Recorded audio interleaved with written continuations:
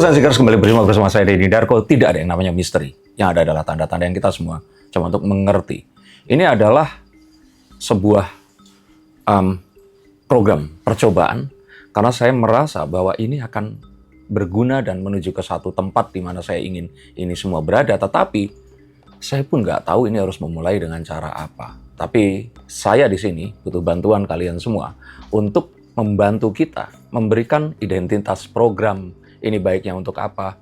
Karena saya seperti bisa melihat ini arahnya akan baik, tapi menuju ke sana kita harus menentukan dulu ini mau judulnya apa dan sebagainya. Dan kita perlu kalian semua karena saya, ini ada adik-adik saya di ITB, ada Arcita, ada Stefanus yang awalnya datang, terus kemudian mereka ini punya sebuah idea untuk mengajak banyak sekali alumni ITB di luar sana yang ya terutama mereka ini dari banyak angkatan saja ya.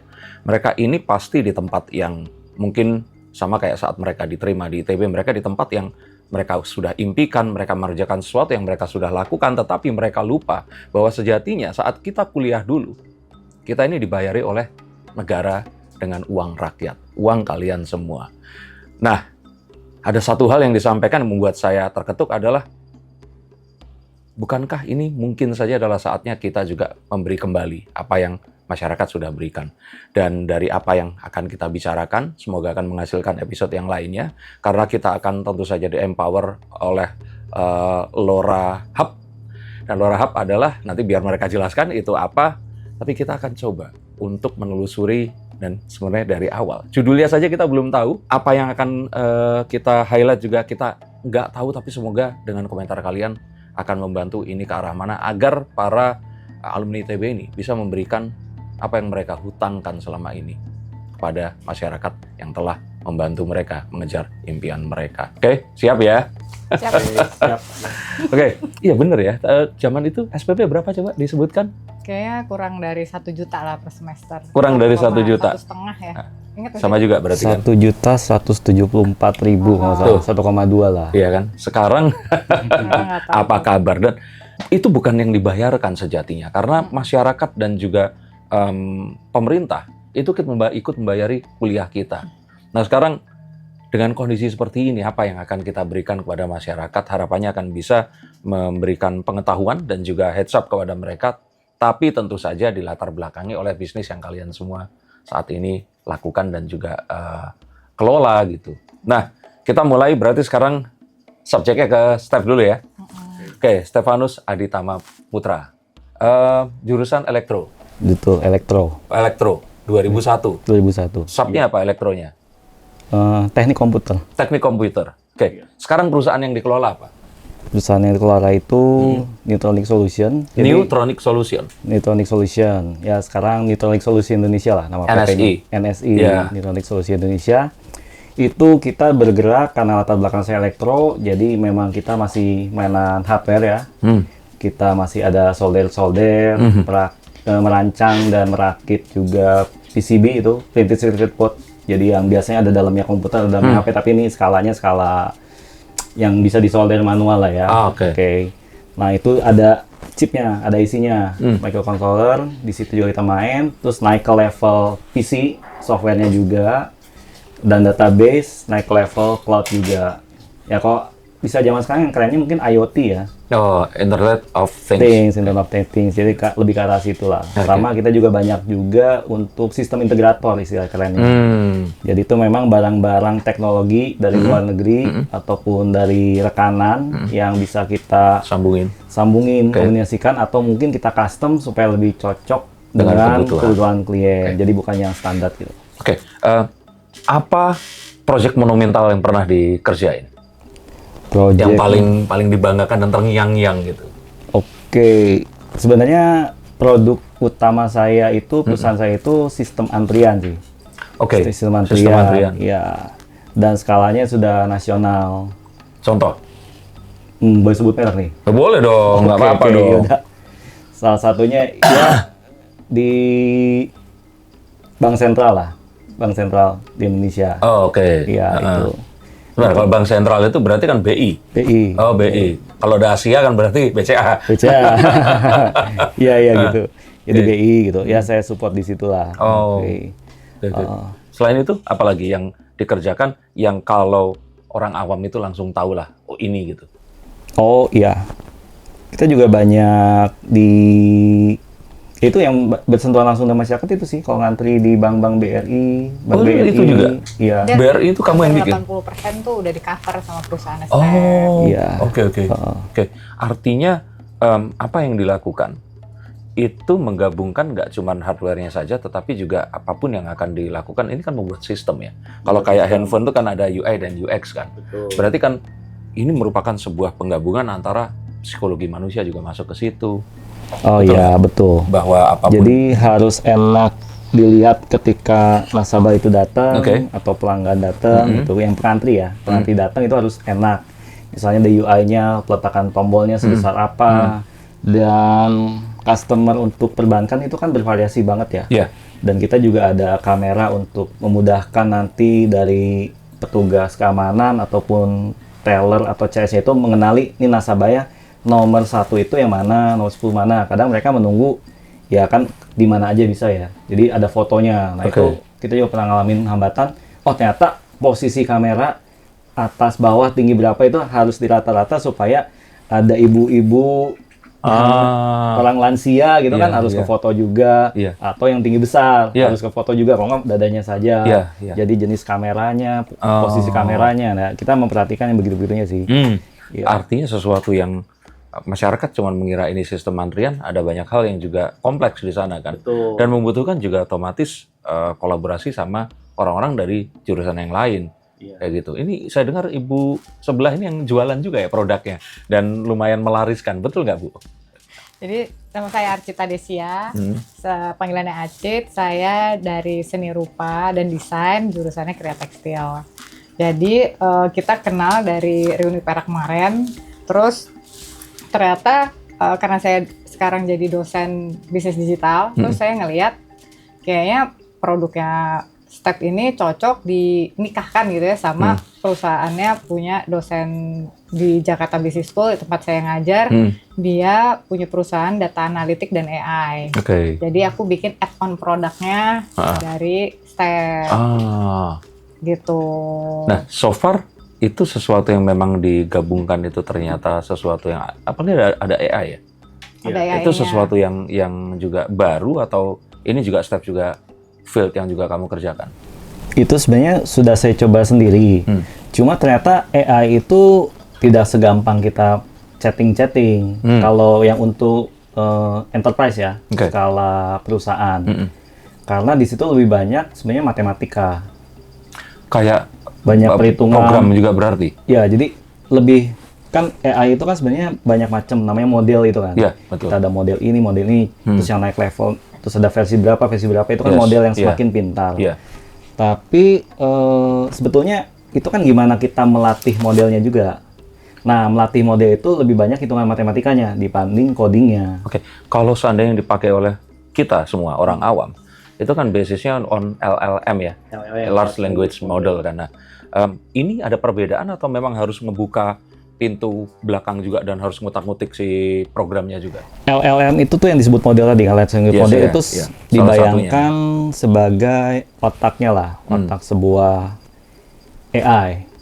Nah, tapi otak ini kan dia menerima teks, bisa gambar, bisa suara.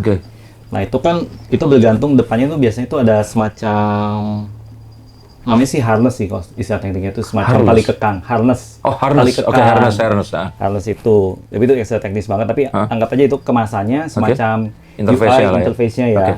Interface-nya ini AI-nya ini tuh dia mau diarahkan kemana. Jadi ada bisa aja kalau kita misalnya emang kita bikin AI yang khusus untuk bikin presentasi. Nah, itu sebenarnya di depannya itu aplikasi di depannya. Jadi untuk presentasi nanti bobot nilai keakuratannya harus tinggi, jangan terlalu menghayal. Nanti ada ininya lah, ada setelan-setelannya itu dikonfigurasi sedemikian rupa sehingga AI itu amat bagus ketika membuat presentasi. Tapi AI yang bagus buat presentasi ketika disuruh mengarang mungkin akan nggak terlalu bagus. Nah, itu jadi kerjaan sekarang itu si AI yang sekarang itu udah cukup kuat. Nah, tinggal gimana mengemasnya supaya bisa dikonsumsi masyarakat seperti gitu. Dan itu teknologinya juga sudah ada yang open source juga sekarang. Jadi memang bisa dicoba di komputer sendiri ataupun ada server sendiri. Arahnya arah ke sana juga tuh. Karena banyak kan kebutuhan tuh nggak di cloud.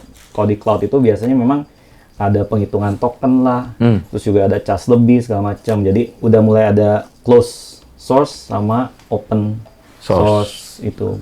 Dan selama ini bahkan dari layanan yang diberikan itu sudah menyentuh ke AI juga akhir-akhir ini. Layanannya yang diberikan, nah itu sempat mencoba dengan data yang saya punya, data antrian, sampel segala macam, itu bisa dibikin. Cuma supaya itu kontinuitasnya terus berjalan, supaya real time itu memang membutuhkan bantuan yang emang expert di bidangnya. Makanya masuklah dari gitu ya. Dan dari kombinasi ini akhirnya terfikir sebuah bukan ide tapi kesadaran bahwa ternyata memang kita selama ini itu kebanyakan dari lulusan ITB atau universitas lain sekalipun, mereka ini hidup secara terpisah-pisah dan akhirnya mereka menggeluti aja bidang yang mereka lakukan, lupa kalau ternyata mereka dulu punya teman sealma mater yang mungkin saja saat ini itu bisa ketemuan sehingga bisa mencoba sesuatu yang baru. Kata kuncinya lebih ke mencoba.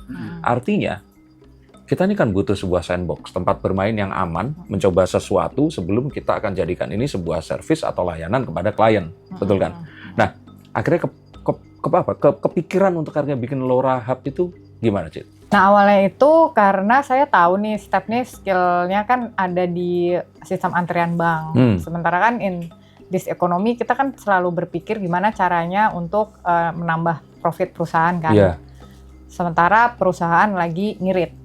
Harus bootstrap lah ya. Ya, sementara perusahaan lagi ngirit. Jadi gimana nih caranya? Akhirnya saya punya ide gimana kalau dua orang yang punya perusahaan ini kolaborasi aja. Jadi daripada Neutronic itu bikin produk AI-nya dan akhirnya mikirin operasionalnya, ya kita kolaborasi aja dengan perusahaan lain. Sebenarnya sesimpel itu aja. Jadi untuk menghemat cost, gitu kan, untuk menghemat cost, win-win solution untuk kedua belah pihak.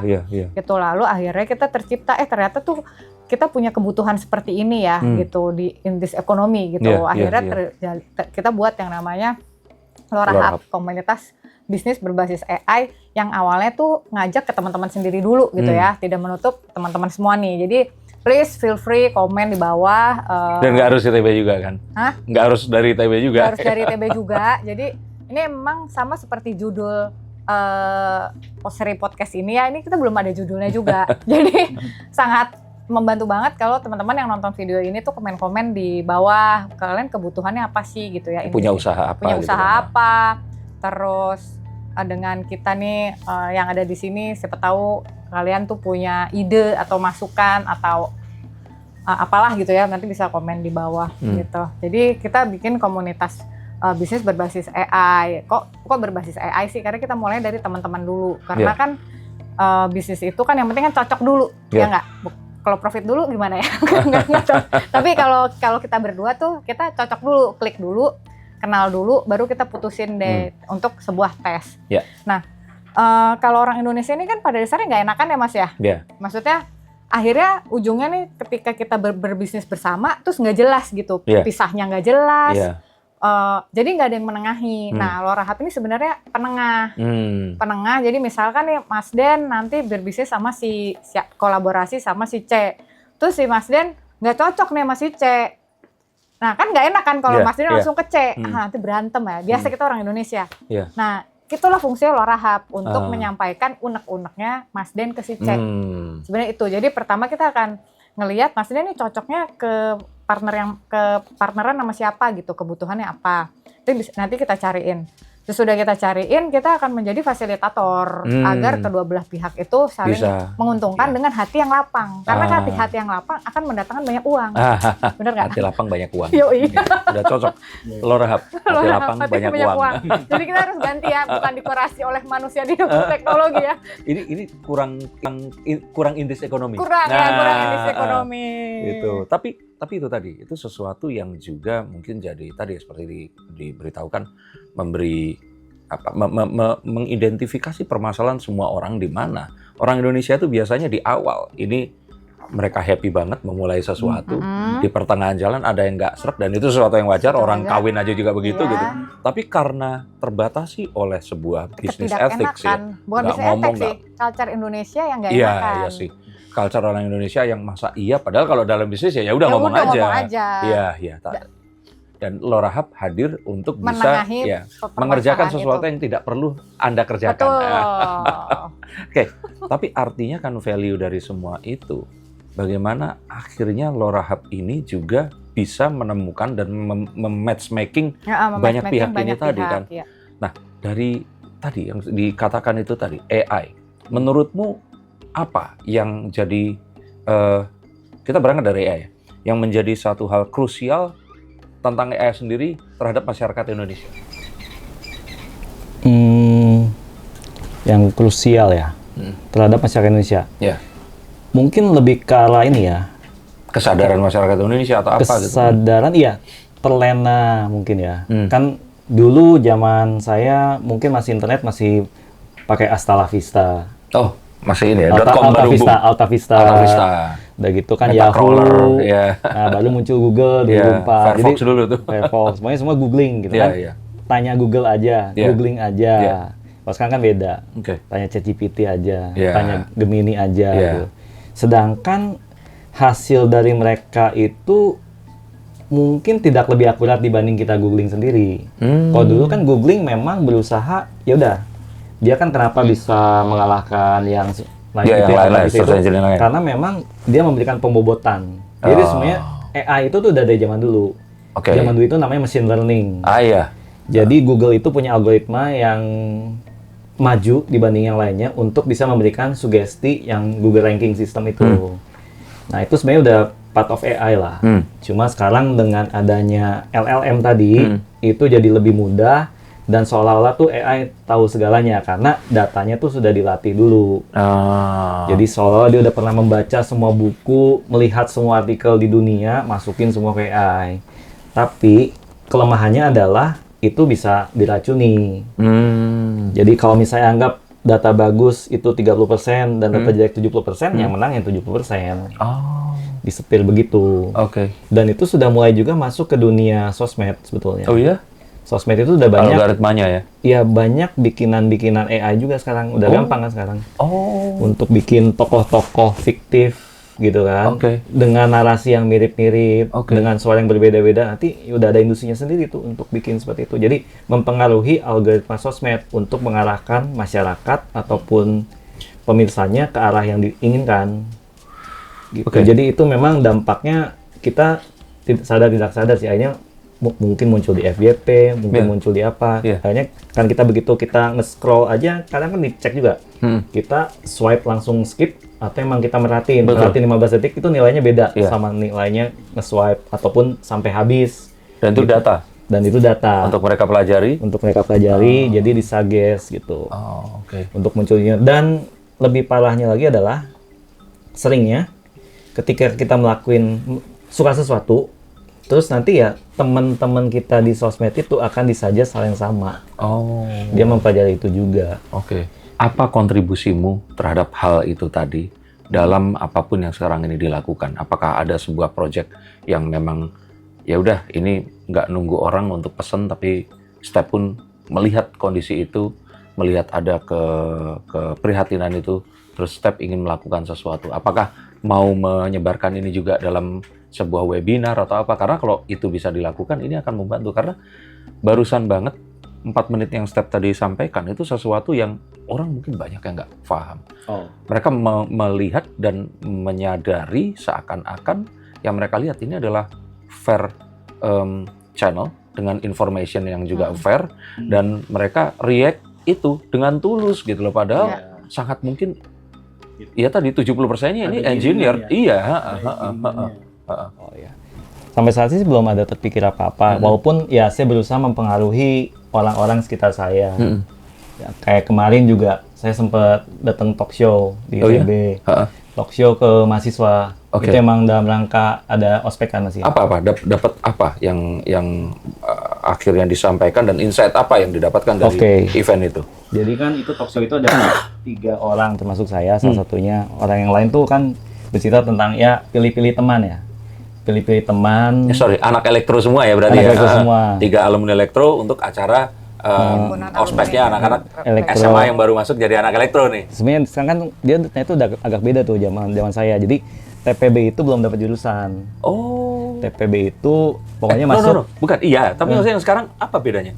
Oh iya.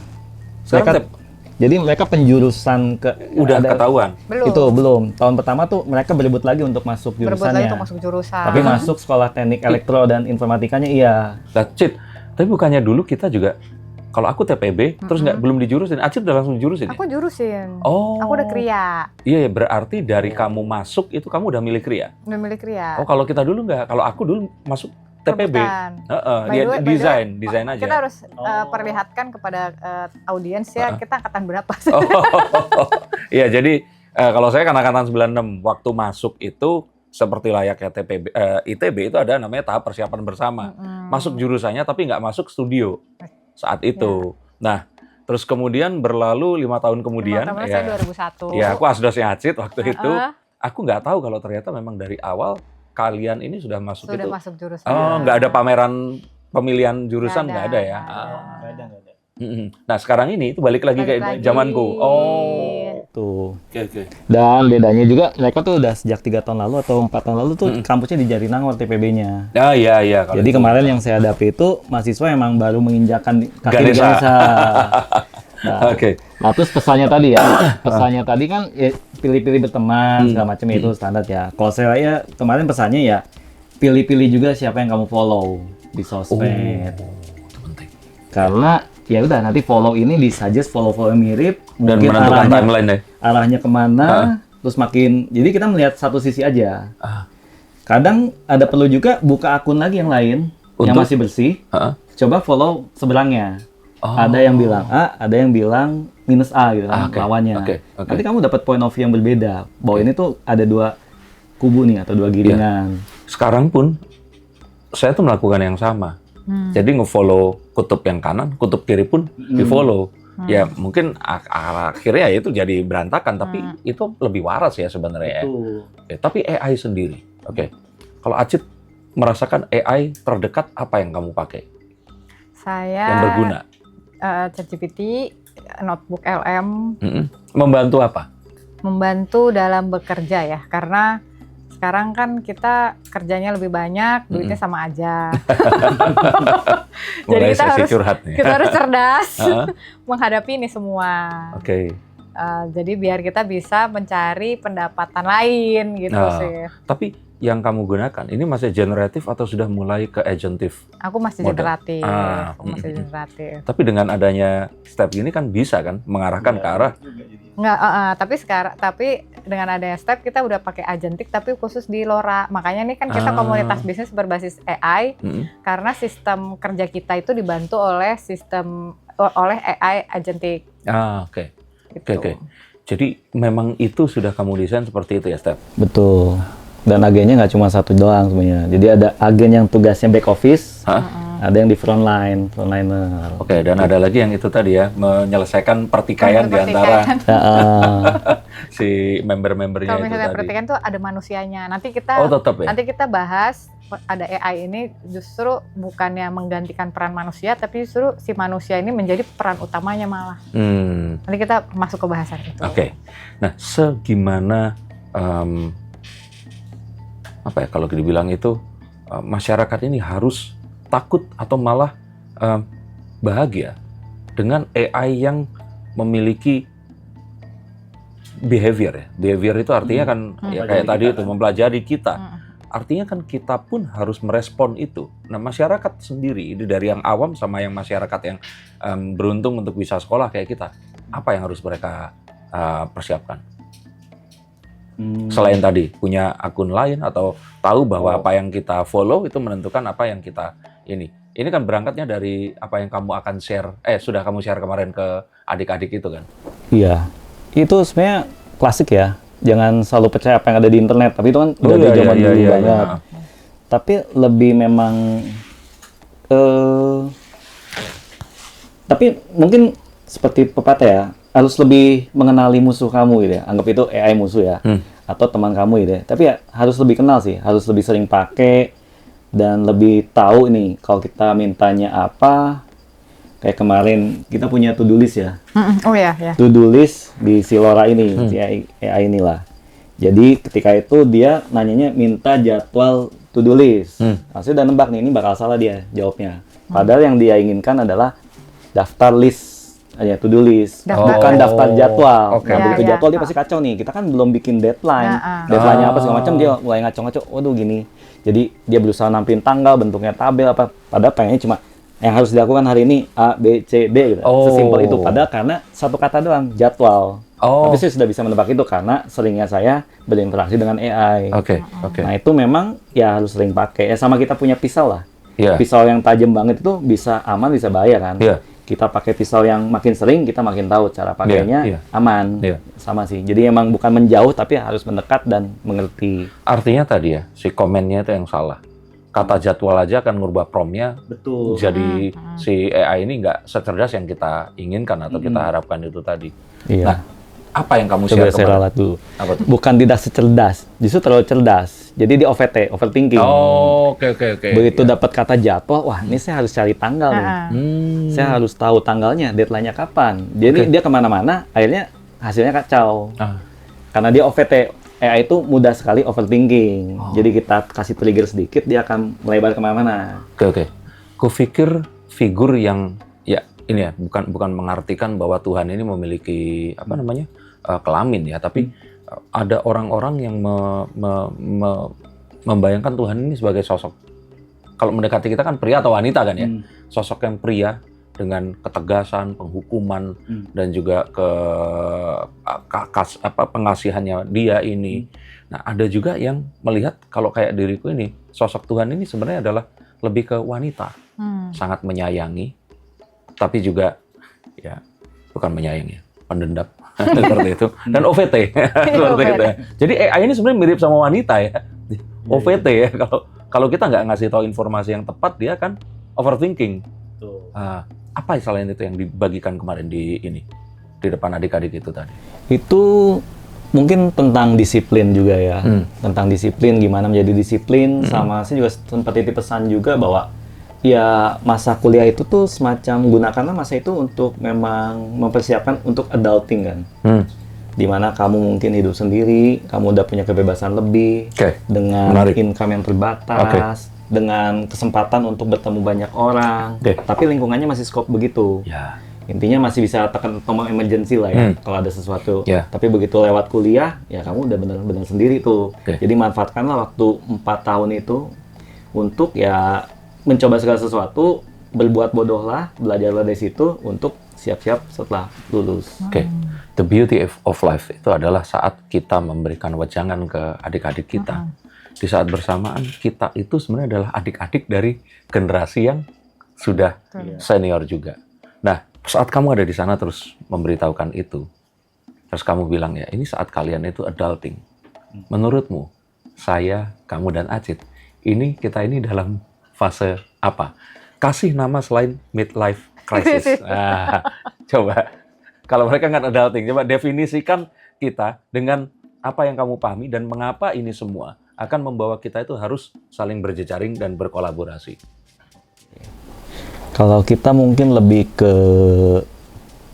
bukan stabilizing juga ya, stabil mungkin udah ya. Stabil udah. Tapi mungkin ya berpegangan erat dan menopang satu sama lain sih. Dan nanti kita kan nanti juga untuk kesibukan mungkin masih ada, tapi kan nanti dengan beranjaknya usia kesibukan pasti akan berkurang.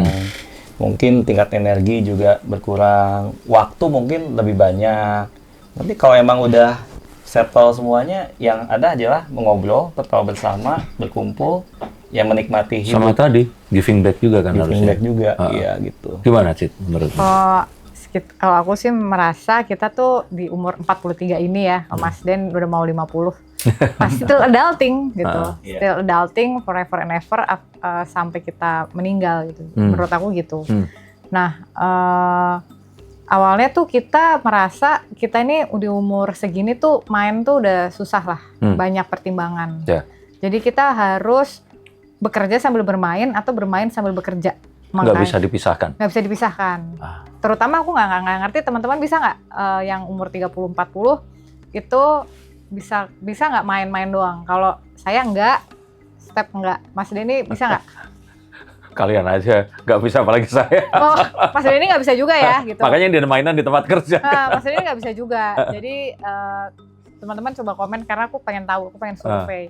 Kalau karena kita berdua enggak, makanya kita buat bisnis ini juga biar kita juga bisa sambil bermain sama teman-teman kita. Jadi kita akan nge-reach teman-teman kita mulai dari angkatan kita ITB 2001, tapi itu nggak mengikat ya. Kita akan buka lebih luas lagi. Cuma karena ini memang fasenya fase awal, ya kita masih di ITB 2001. Jadi awalnya tuh karena kita merasa we still adulting, kita masih bingung, ya nggak? Kita masih bingung dan nggak ada teman ngobrol juga kan? Iya. Nggak ada teman ngobrol. Kalau dulu malah ada ya, karena dipaksa untuk tiap hari ketemu ada kuliah ospek, bareng, kuliah. dan Kalau sekarang sebagainya. kan it always about work and responsibilities. Kalau gitu ini salah. Harusnya Lora komunitas midlife berbasis AI. Enggak, komunitas adulting bersama. Soalnya memang itu kan sesuatu yang harus dirawat dari sekarang ya, investasinya. Terkait menjaga makan, menjaga tidur, menjaga olahraga, itu kan ya standar lah ya. Tapi melakukan itu kan kadang sendiri bisa, tapi sampai kapan? Gitu. Nah sih pakai AI juga sih untuk ingetin, bangun, jangan lupa minum air. Nah itu kan dia agennya kan aktif kan? Iya. Jangan lupa minum air, jangan lupa timbang badan, jangan lupa tensi darah, udah gitu. Jadi personal assistant kita, jadi si Lora ini memang personal assistant kita di bisnis kita. Jadi tiap pagi tuh pasti ada kayak, selamat pagi, apa dia kasih kita semangat lah. Karena kita masih butuh semangat. Ataupun malam jangan lupa istirahat, refleksi gitu. Hal ini apa yang membuat kamu tersenyum gitu. Oke, kalau begitu bisa dibilang bahwa Lora Hub ini adalah bentuk mungkin bentuk canggih dan bentuk milenialnya dari WA Group, betul nggak? Iya sih, iya mungkin iya ya. Dong. Ya. Kalau baby boomers dan mungkin milenial, WA Group itu isinya, kalau baby boomers isinya tuh foto-foto bunga, terus selamat pagi, bersyukur hari ini masih hidup atau apapun itu ya. Diselangi dengan innalillahi wa inna ilaihi raji'un telah meninggal ya sahabat kita ya kan, itu muncul tuh. Benar. Kalau Gen X isinya tuh kayak potongan-potongan tautan Facebook yang kebanyakan menyesatkan, dimasukin ke situ, atau kalau enggak hal-hal yang berkaitan dengan kehidupan di masa lalu. Nah, ini kayaknya milenial ini lebih keren dengan membuat ini sebagai ganti WA Group, betul? Benar. Jadi awalnya tuh kita merasa kita kan nggak bisa main, nggak bisa nongkrong. Jadi kalau diajak kumpul Cit, tuh kayak ngapain itu pasti gitu. Jadi kita sengaja bikin yang bertema. Jadi siapa yang mau menghasilkan tambahan uang atau bisnis bareng collab. Jadi kita udah langsung terfokus aja tujuannya apa, silakan gabung ke yang ini gitu. Jadi lebih terpusat. Kalau grup WA kan kadang kita juga suka nggak mau jump in juga kan nggak enak. Iya. Kadang yang ngobrol dia lagi gitu. Jadi kita membuat rencananya kita gitu Zoom 5 orang, nanti mereka sharing, terus nanti kita lihat kecocokan, Zoom lagi. Jadi dari Zoom ke Zoom, terus kita juga interview one by one gitu ya.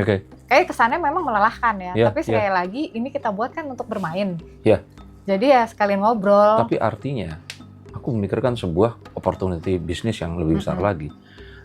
Blueprintnya Lora ini bisa kamu jual dan kamu di tailor made untuk angkatan-angkatan lain, bahkan yang bukan dari ITB, atau untuk misalkan angkatan Akabri pun atau bisa ini bisa dong, seperti itu bisa dong. Bisa karena teknologinya Lora ini tuh makanya AI kan, jadi basis data satu angkatan itu kita taruh, habis itu kita pakai OSIN ya, singkatannya? Open source intelligence. Internet intelligence itu untuk ngambil data-data si A punya skill C. Nah nanti si A ini cocoknya ketemu sama Z, jadi itu kan nanti kayak jaring laba-laba gitu loh. Nanti yang diperlengkap dengan interview dari kita atau pengetahuan dari saya supaya lebih humanis dan akurat. Supaya lebih humanis dan akurat. Jadi yang aku bilang tadi pertanyaan yang di awal, kita perlu takut nggak sih dengan kecanggihan AI ini? Sebenarnya enggak, nggak perlu, karena tetap butuh sentuhan manusia. Karena untuk kan execute itu tadi. karena kan si AI ini kan overthinking ya. Nah, manusianya ini yang harus menghentikan overthinkingnya dia. Oke. Gitu, dan kita Oke. yang mengarahkan si harnessnya itu tuh ya si kita ini, si manusia ini.